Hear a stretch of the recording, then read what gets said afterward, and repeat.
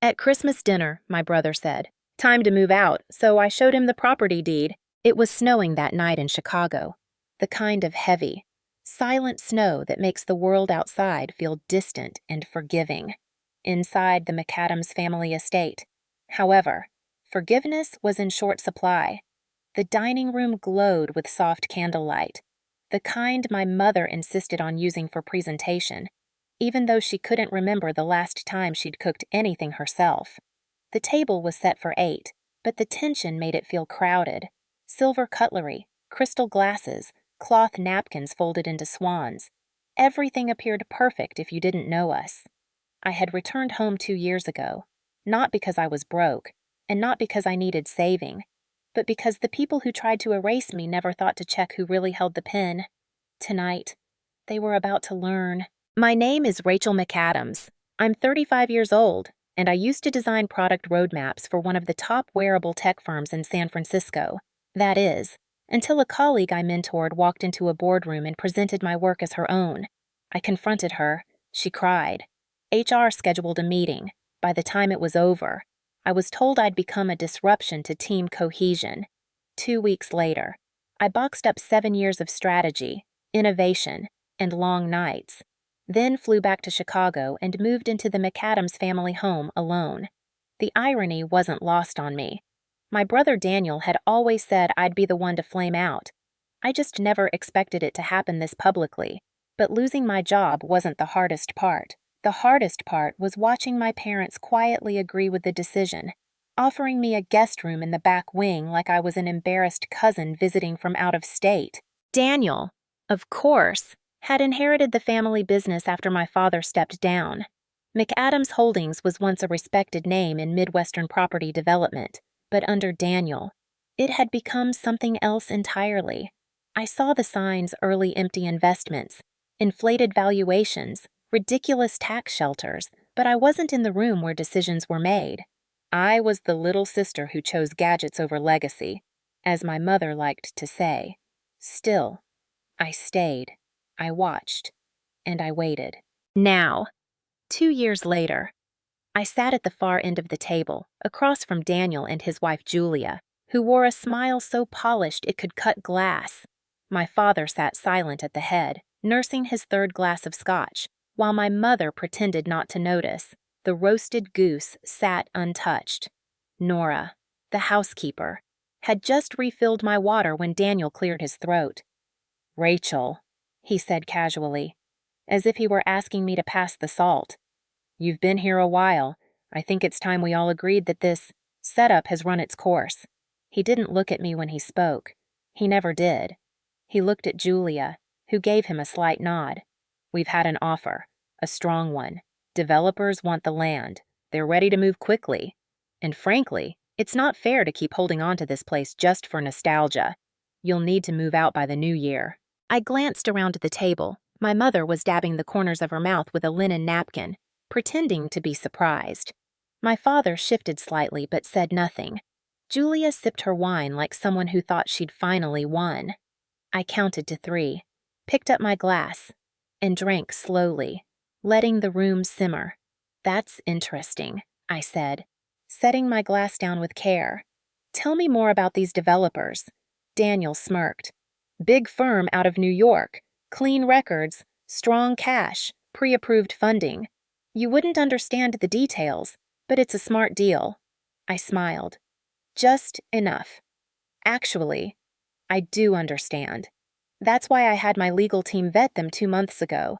When they first reached out," Daniel blinked. "Your legal team." From beside my chair, I reached down and retrieved a slim leather folder. I opened it slowly, deliberately. "Yes," I said, sliding a set of documents onto the linen. They had concerns about conflict of interest and prior litigation involving construction fraud. Naturally. I paid attention, because as the legal owner of this property, I had a lot to lose. Silence hit the table like a dropped knife. "That's not possible," Daniel said. "The house is part of the family trust." I looked at him for the first time all evening. It was until the trust defaulted on its debt 18 months ago and the bank liquidated part of its assets, including this property. A private holding firm acquired it with a cash offer. I paused. That holding firm is mine. My mother paled. My father finally looked up. Julia's lips parted, but no sound came out. Daniel stood. You're lying. I didn't flinch. Would you like to see the deed? I held up the folder and slowly turned to the first page. I've let you all live here rent-free for 2 years. I figured that was fair. My voice didn't rise. It didn't need to. But if you're giving me a week's notice to vacate, Daniel, then allow me to return the favor. You all have 24 hours. The folder was still on the table when Daniel walked out, his face dark with confusion and rage. My father stood silently and followed him, mumbling something under his breath, probably trying to calculate what he had missed. My mother, still seated, stared at the folder like it had burned a hole through the linen. Only Julia stayed frozen in place, her wineglass gripped tight in her hand. I watched her closely. She had once been my friend before she married into power, before she learned that being silent earned her more comfort than speaking up. I waited until her hand trembled. Then I leaned back in my chair and smiled the way she used to when I was the one being humiliated. That night, I didn't sleep. I walked the halls of the estate alone. Not out of nostalgia, but necessity. I checked locks, collected documents from the study, and filed everything in order. The next morning, I had the security system reset, the guest access codes changed, and Nora informed of the new arrangement. I told her she could stay as long as she wanted. She didn't ask questions, just nodded and said she would pack up Daniel's things with gloves on. Nora had worked in this house for over 25 years, long enough to know when the tides turned. When I offered her a permanent contract and triple her current pay, she didn't flinch. She only asked one thing. Will it finally be quiet now? I said. I couldn't promise quiet, but I could promise truth. 3 years earlier, none of this had been in sight. Back then, I was too trusting, too willing to believe that if I worked hard enough, stayed late enough, and held my tongue often enough, people would see me. I was wrong. My mistake wasn't in trusting the wrong person at work. My mistake was thinking my family would be on my side when the fall came, when I was pushed out of my job. I came home with bruises on my confidence, still holding on to a thread of hope that someone would ask what had happened, maybe even offer support. But instead of concern, I got Claire's silence, Ethan's disappointment, and Daniel's smirk. He even joked once that maybe this tech thing wasn't for girls after all. Julia laughed. That was the day something inside me began to shift. While they were busy mocking my career path, I was watching the numbers. The family business had been showing signs of rot for years. I knew how to read a quarterly report, how to spot over-leveraged developments and shell companies with no real assets. But when I asked about certain payments and inconsistencies in my father's old financial records, I was shut down. Not your lane, Daniel had said. So I started drawing a new lane. I reached out to an old law professor who once told me I'd make a better forensic analyst than a product manager. I hired him quietly. Through a third-party consultancy, I asked him to look into McAdams Holdings and every transaction linked to it in the past decade. I told no one, not even Nora.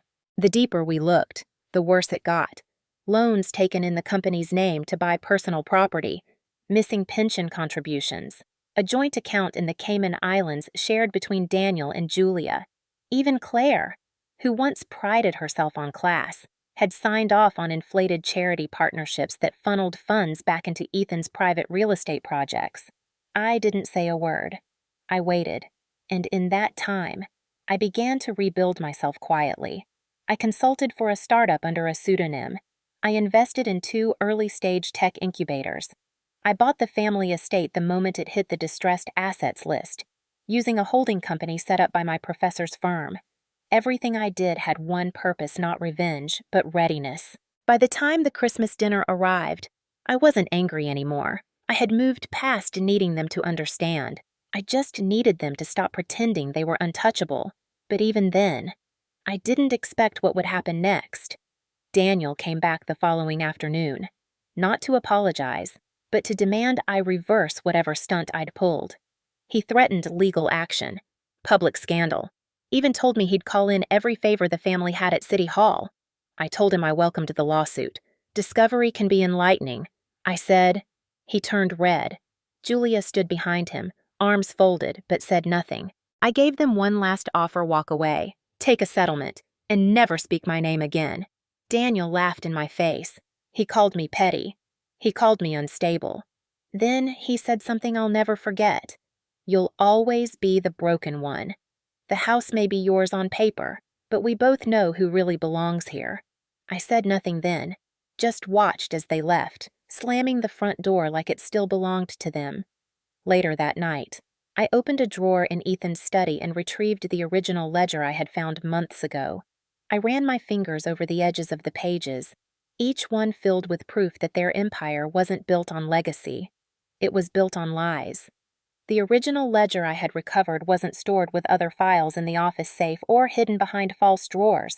It was in plain sight, bound in green leather and wedged between gardening books in the back hallway.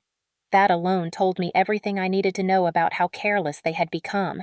Inside were notations going back 11 years, handwritten by my father in neat columns. The entries looked harmless at first: consulting fees, miscellaneous reimbursements, property maintenance. But the amounts were wrong, the vendors fake, and the signatures forged. What began as creative accounting had become full-blown embezzlement, and Daniel had followed right in his footsteps. The ledger gave me context, but not closure. I needed more than numbers. I needed links, paper trails, signatories. That's when I called Mr. Langston, the family's longtime estate attorney. I had known him since I was 9. He taught me how to shuffle cards at a holiday party once. Told me the trick wasn't in the sleight of hand, but in knowing when the other player blinked. I asked him to meet me at a neutral location.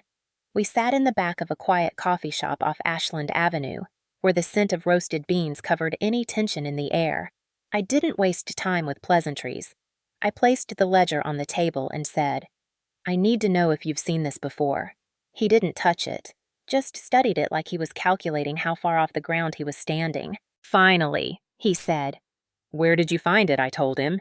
He nodded once, then, after a long pause, he admitted what I suspected: he had prepared the paperwork for the trust transfer that put the estate into a vulnerable financial position. It wasn't illegal on the surface, but the details mattered. Ethan had leveraged the estate to cover a real estate project in Arizona that collapsed 3 months later, when the trust defaulted. The house became a distressed asset. He told me it was temporary. Langston said quietly. He promised it was a stopgap. I didn't respond. I opened the folder beside me and slid out 2 letters signed by Ethan, one authorizing the transfer, the other pre-signing a backdated tax document that nullified the protection clause for family residence. Langston went pale. He used my signature as a witness. His voice broke a little then. "I never signed that."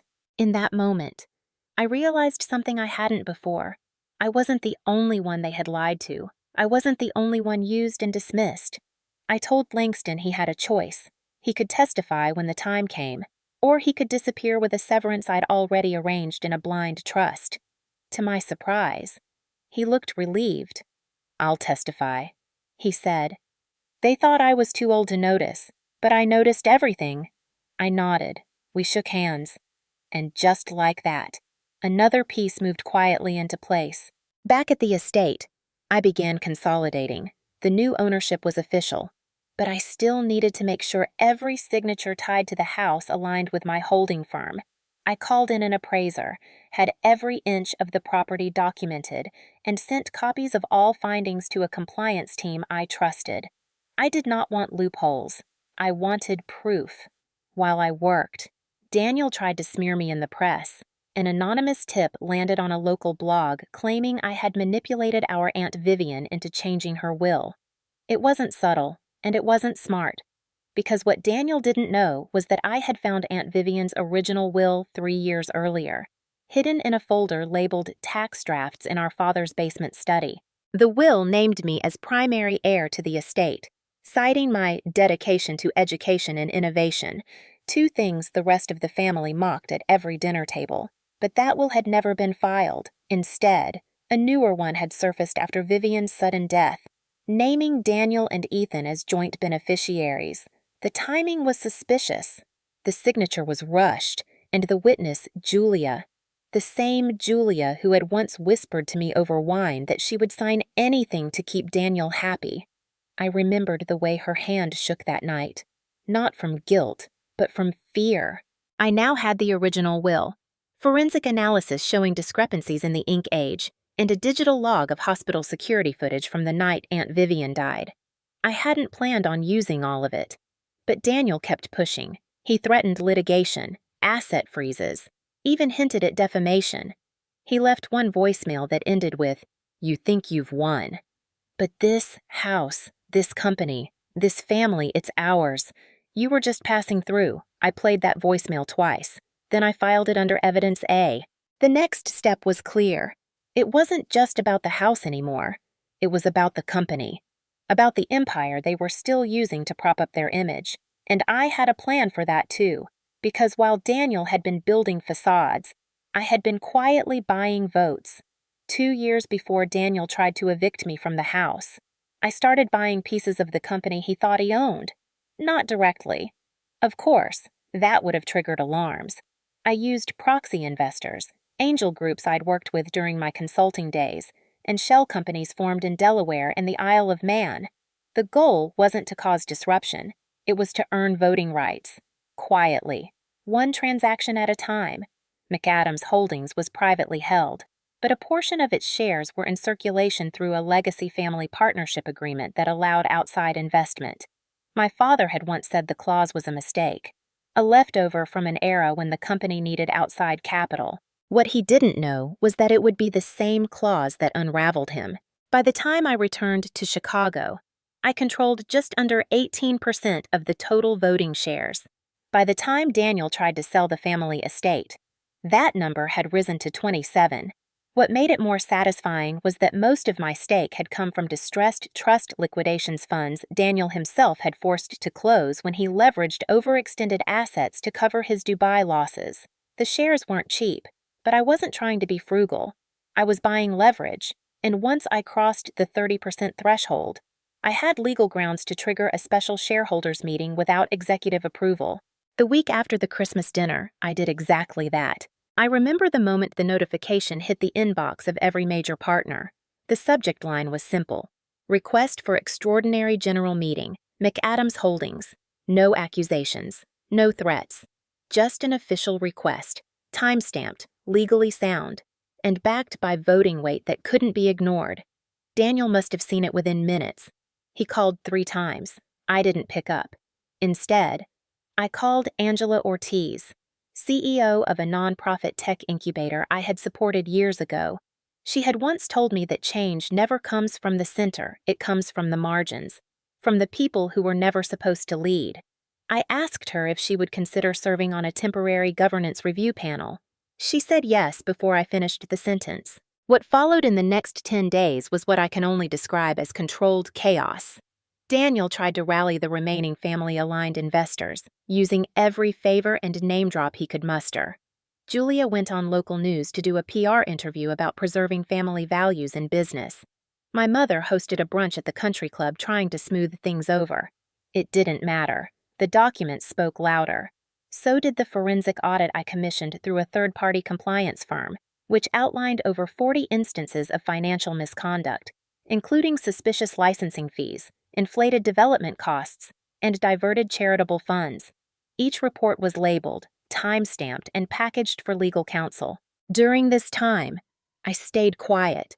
I didn't post on social media. I didn't call journalists. I let Daniel spiral in public while I prepared in silence. The only statement I made was a 2-line email confirming that I would attend the special meeting in person, alongside my appointed proxy. That was enough. The boardroom was packed when I walked in. Men in tailored suits turned slowly toward the door, some whispering, others pretending they didn't notice me. Daniel was already seated at the head of the table. Julia wasn't there. My father sat in the corner, avoiding my gaze. Claire stood by the window, trying to look composed in a gray blazer she hadn't worn since 2015. I sat across from Daniel. I didn't bring a briefcase or a team of lawyers. Just one folder and a laptop. The meeting opened formally. Minutes were read. Attendance confirmed. Then came the motion of vote on forming an independent audit committee and suspending all executive decision-making authority pending the results of the investigation. I made no speeches. I simply played the voicemail, the one where Daniel threatened me, mocked me, claimed the company was ours and I was just passing through. The silence afterward was not just awkward, it was strategic.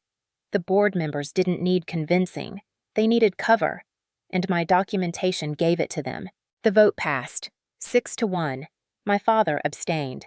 Daniel was removed from all operational control pending legal review. Julia filed for separation the next day.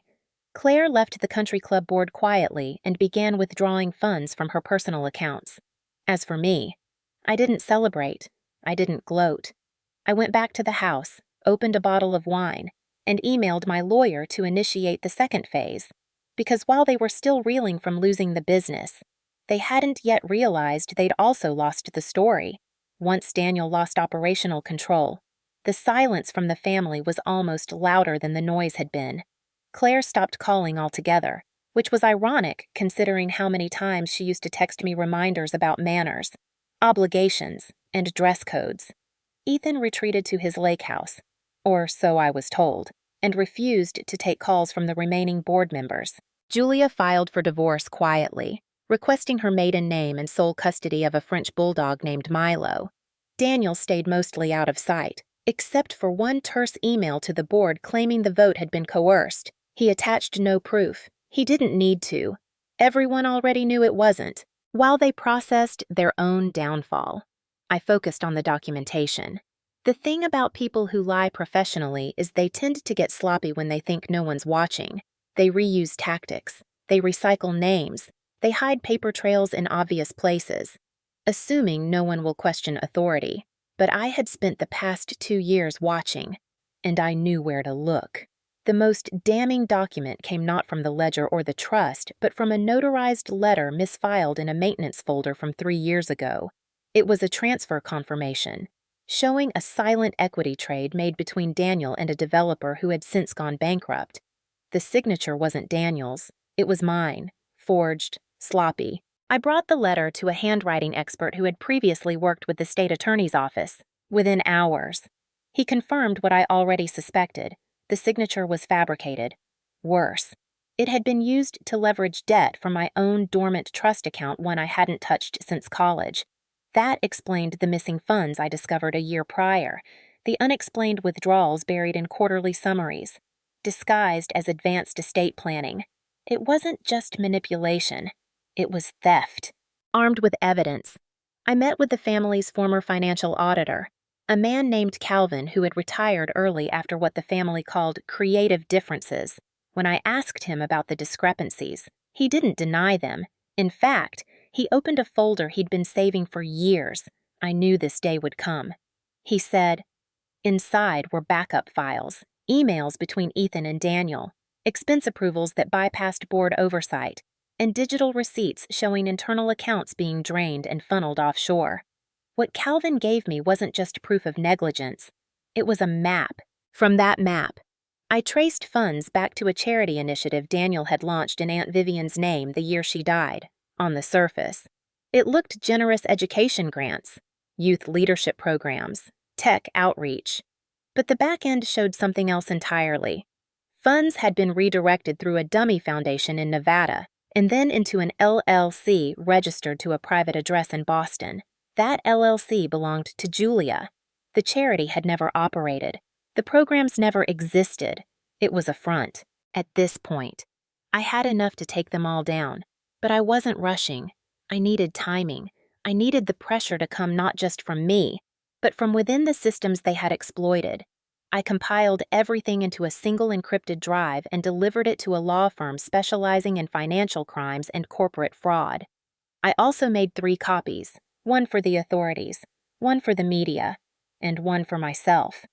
I kept the original in a safety deposit box under Nora's name. She didn't ask why. She just took the key and said, "They always underestimated you. I'm glad you let them." The day before the board was scheduled to meet again, Daniel showed up at the house uninvited. He didn't ring the bell. He used the old security code, the one I had forgotten to deactivate. and walked into the front hall like it still belonged to him. Nora found him in the kitchen, staring at the fireplace where our father's portrait used to hang. I came downstairs without saying a word. He looked thinner, older, defeated in a way he didn't know how to hide. He asked if we could talk. I said 5 minutes. He didn't apologize. He asked for leverage. He said, "What do you want in exchange for keeping this quiet?" I didn't blink. The truth. I said, "And your signature. A full confession. Notarized, signed by you. Naming the accounts, the timelines, the beneficiaries." He hesitated. "That would destroy me." I nodded. "It already has." He didn't speak again, just sat down at the marble counter and stared at his hands. I handed him a pen. He took it. Daniel didn't argue when I placed the confession in front of him. He just sat at the kitchen counter, looking at the papers like they belonged to someone else.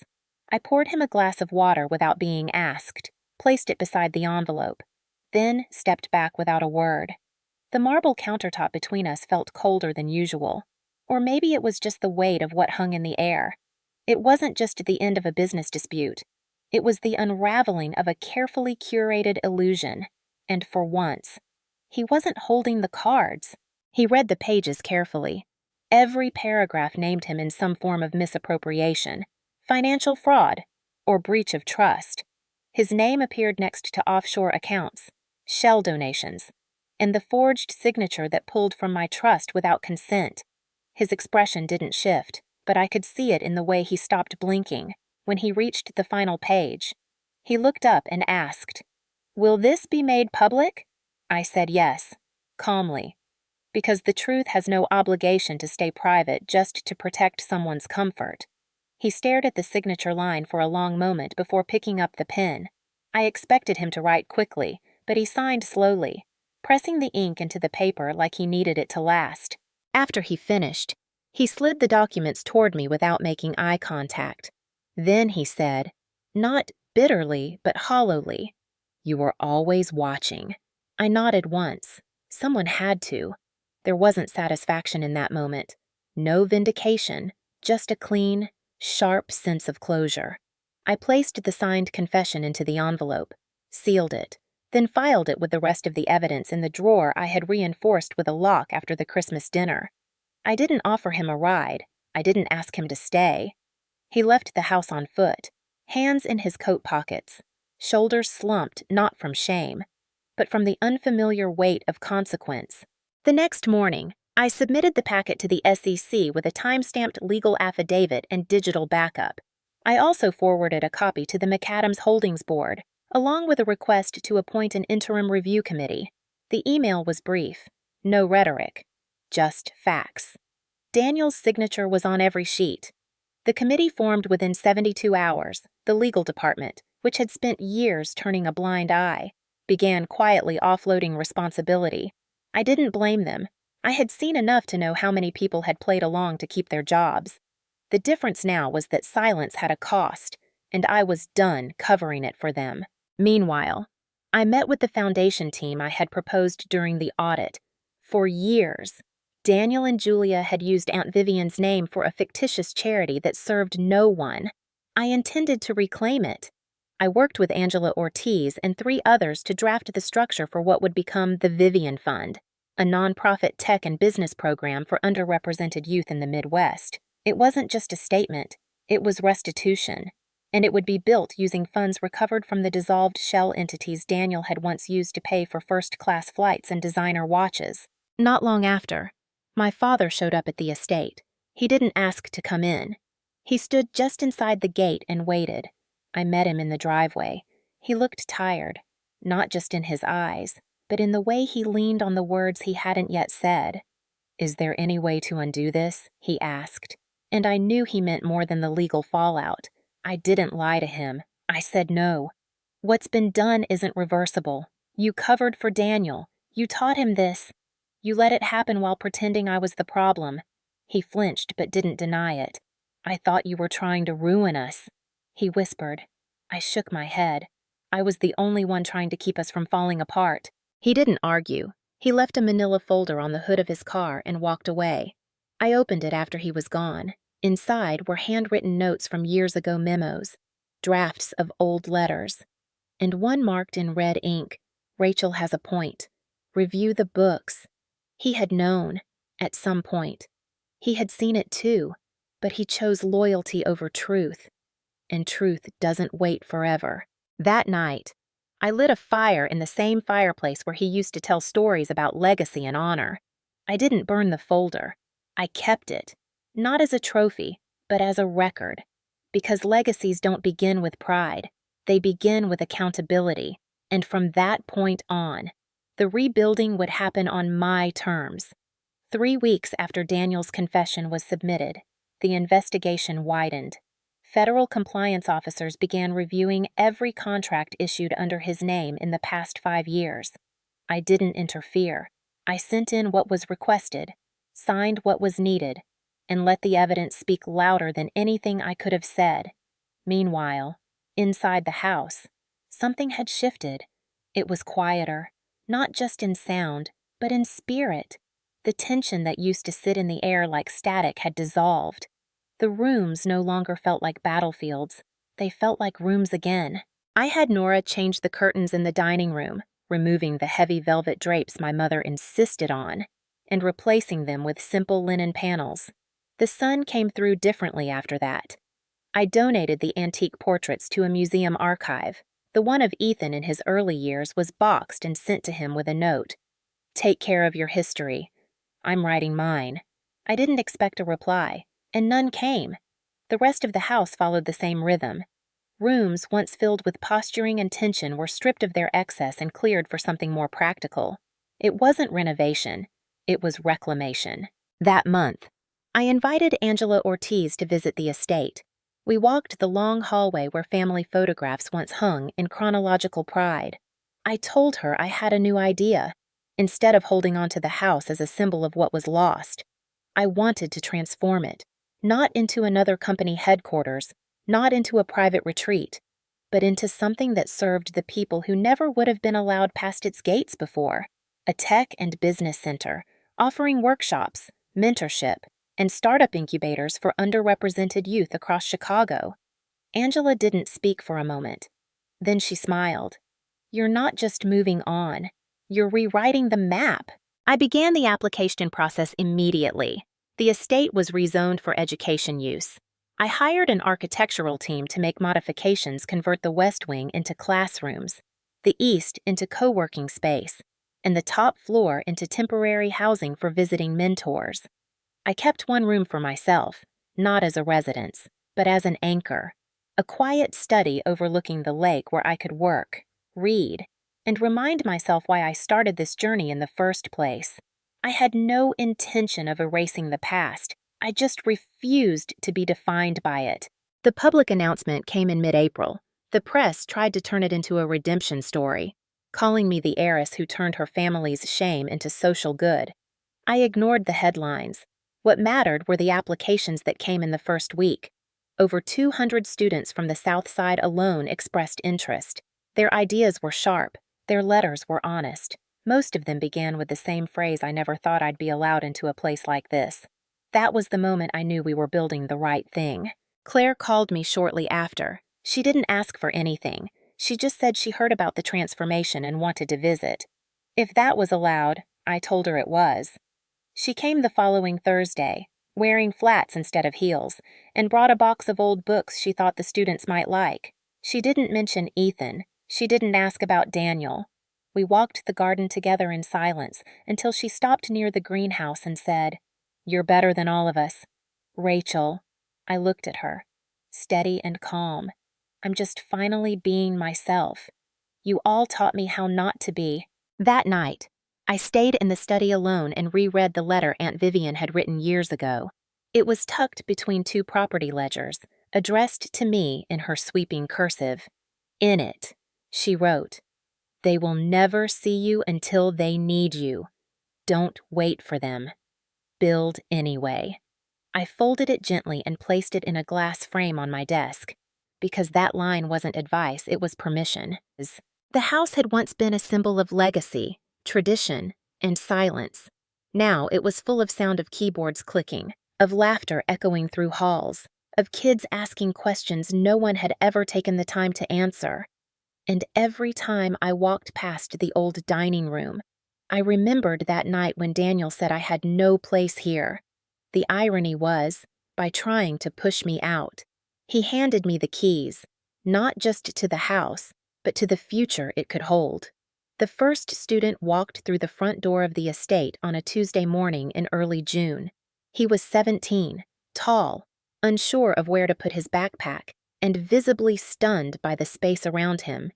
He paused under the chandelier in the entrance hall, the same one my mother used to insist we dim for dinner, and whispered to himself, "This place looks like a movie." I watched from the side and said gently, "Not anymore. It's yours now." That was the moment I stopped thinking of the house as something that had to be defended and started seeing it for what it had become, a vessel for something entirely new. Over the following weeks, more students arrived. Some came from public schools in neighborhoods the city ignored. Others had dropped out and were returning to try again. We had classes in coding, financial literacy, product design, and public speaking. Volunteers showed up daily, some former tech executives, some artists, some just people who had been looking for a way to give without waiting for permission. I saw kids laughing in the courtyard where Daniel once berated junior staff. I saw teenagers writing pitch decks in the drawing room where Ethan had signed fraudulent contracts. It didn't feel like poetic justice. It felt like function finally replacing performance. One afternoon, Angela Ortiz and I sat in the sunroom reviewing applications for our fall fellowship. She looked over the edge of her glasses and said, "I hope you realize this is going to be national within a year." I didn't respond with a smile or a quip. I just nodded. That had always been the plan, not for praise or legacy, but for impact, the kind that sticks even when the headlines fade. When the first donor board went up in the main hallway, my name wasn't listed, neither was Aunt Vivian's. I had it engraved simply as the people who weren't supposed to get in, because those are the people who usually build the most. In the background, the legal process continued. Daniel was indicted on 4 counts, including corporate fraud and document forgery. His bail was denied after prosecutors received the audio recordings and his signed confession. Julia cooperated with authorities and accepted a reduced sentence for her involvement, though she was barred from holding any financial leadership role for 10 years. Ethan settled civil charges quietly, returning most of the funds from his offshore accounts in exchange for avoiding criminal trial due to age and health. He moved to Arizona, where no one knew his name. Claire called occasionally, asking questions she never used to care about. Things like, "What are the kids learning?" or "How are you keeping them engaged?" She started sending boxes every few weeks, books, old photos, once even a set of lab microscopes she found at a school liquidation sale. She signed every note with just her first name. No expectations, no apologies, just a quiet presence in the background of something that no longer belonged to her but was allowed to move on without bitterness. Nora became the operations manager of the center, running logistics with the same precision she once used to manage a household of lies. She created systems for scheduling, supplies, and student housing. But more than that, she became someone the students could talk to, someone they trusted. When one of the girls in the robotics class told her she wanted to be an engineer but didn't think she was smart enough, Nora said, "If you weren't, you wouldn't be here." Simple, firm, true, just like she had always been. I kept my office in the same study where I had first found Ethan's ledgers. The shelves were now filled with books about systems thinking, equity-centered design, and the ethics of innovation. I didn't sit behind the desk often. Mostly, I walked the halls, sat in classrooms, joined coding sessions. Every few weeks, someone would stop me in the hallway and ask what my role was. I always gave the same answer: I used to live here. They never asked more. It wasn't important. One evening, as the sun set behind the west wing, I stood in the front yard where the garden had just been replanted with native flowers. A group of students were setting up for their first public showcase drones. Apps, product prototypes, all created inside a house that had once tried to push people out. I took a deep breath and realized something simple. The house hadn't changed me. I had changed it, not with revenge, but with intention. not with power, but with clarity. By the end of that summer, the transformation was no longer just internal. The house no longer smelled like dust and formality. It smelled like soldered wires, dry erase markers, and sometimes freshly baked bread from a cooking skills elective we didn't originally plan for but added because one student suggested it. The walls, once lined with oil paintings of solemn ancestors, now featured framed blueprints, design sketches, and student-made artwork that showed what it looked like to imagine something better. There were no press tours, no curated narratives.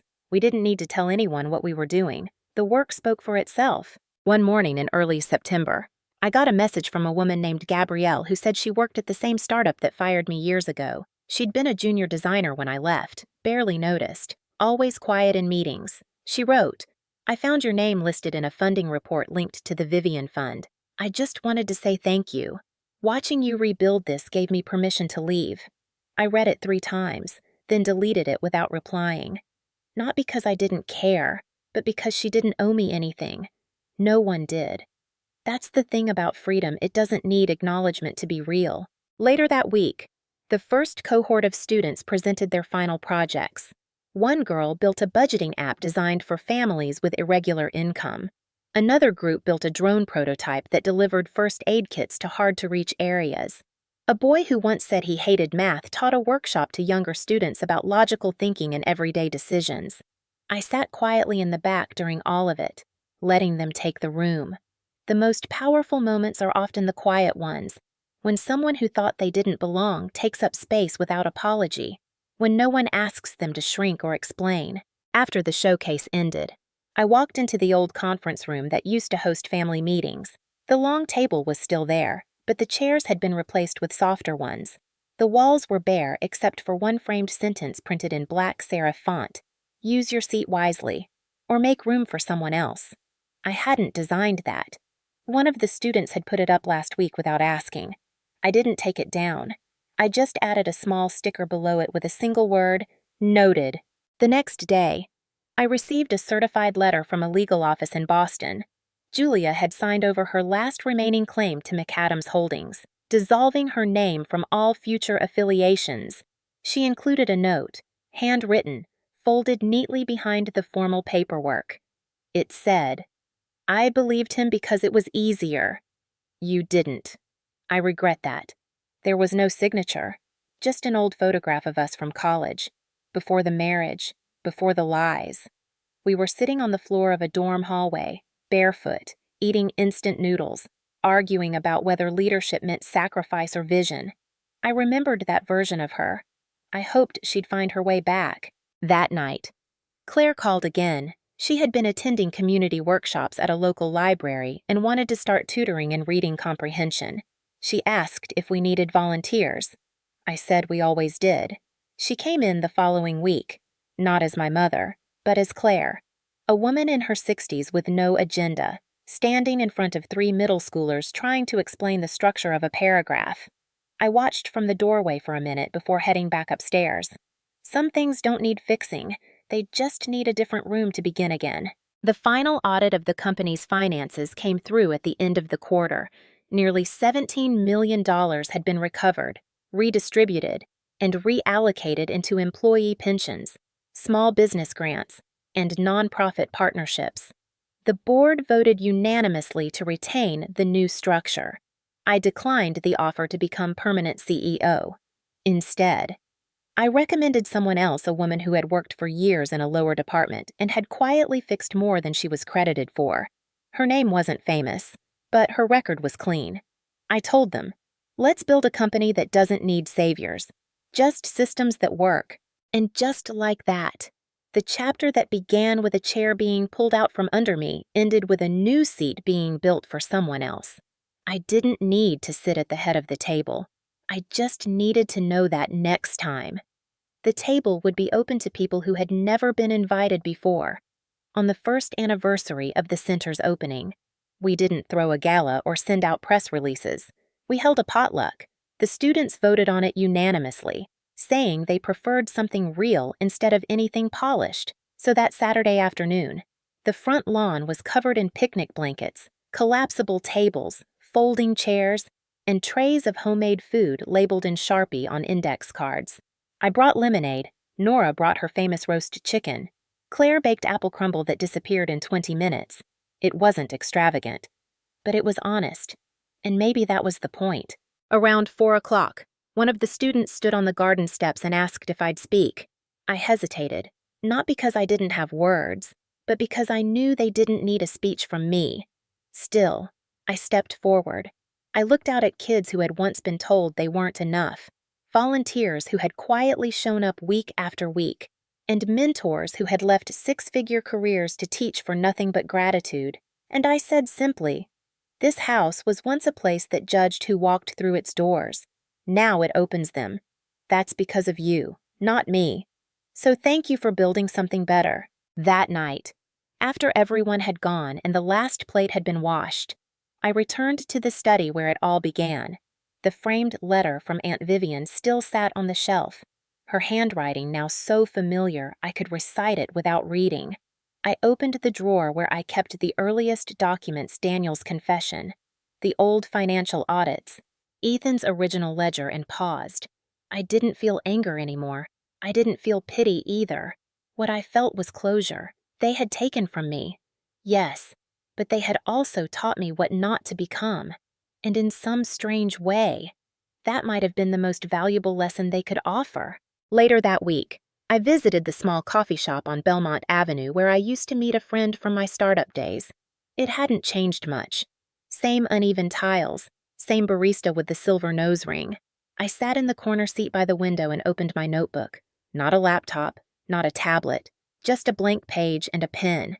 I started sketching out ideas for Phase 2 of the center, expansion into Detroit, a digital version of the curriculum for rural schools, a mobile lab van for tech deserts in the South.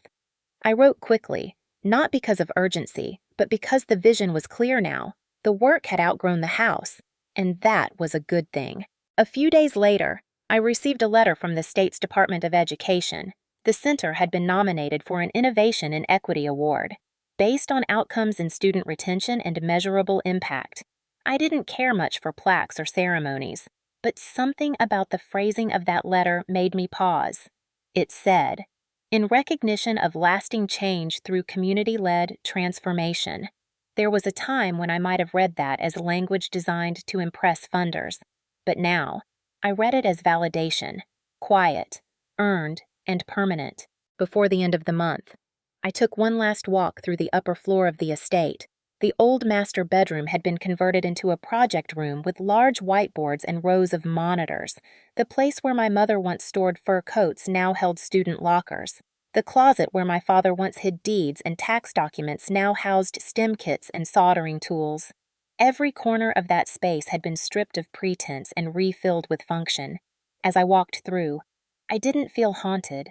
I felt proud. On my way out, I stopped at the threshold of the dining room, the same place where, 1 year earlier, Daniel had smirked across the table and said, "Time to move out." I remembered that moment not with bitterness, but with precision. He had believed in exclusion. He had measured strength by silence. He had seen legacy as something to inherit, not something to earn. And now, even in his absence, the room answered back. The walls echoed with the different kind of sound, now laughter. Clicking keyboards, low conversations about ideas and code and next steps. And I realized something simple, something final. The best revenge had never been revenge at all. It was rebuilding, quietly, intentionally, on my terms. So when people ask what happened to the family estate, or where McAdams Holdings ended up, or what I did after they tried to erase me, I always say the same thing. I stayed, and I built something they never saw coming. And then I opened the door so others could do the same. Because sometimes, the best response to being told you don't belong is not to argue.